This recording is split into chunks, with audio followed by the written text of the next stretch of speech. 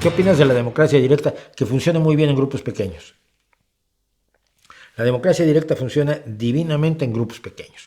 Una vez que el grupo es demasiado grande, necesitas representantes. Es una cuestión simplemente de lógica, de necesidad numérica, ¿no?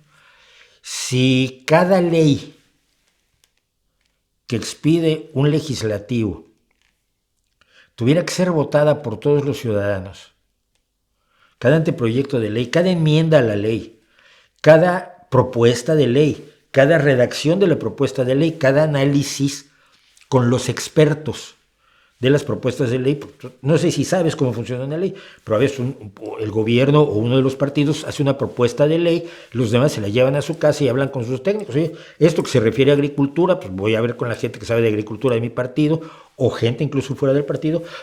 Oye, ¿cómo está esto? ¿Esto es viable? ¿Esto no es viable?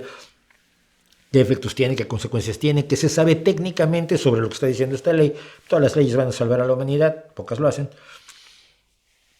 Y esto es uno de los elementos, aparte del político, que determina cómo va a votar cada partido. Imagínate que eso lo tuviera que hacer cada ciudadano. Bien, te dedicarías 8 horas al día durante todos los días del año a legislar.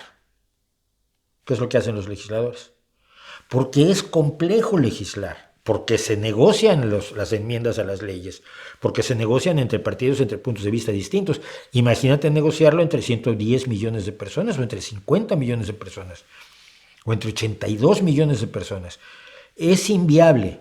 Entonces, con los efectos que sin duda alguna tiene, que podemos pasarnos horas hablando de ellos, la democracia representativa es la única forma de resolver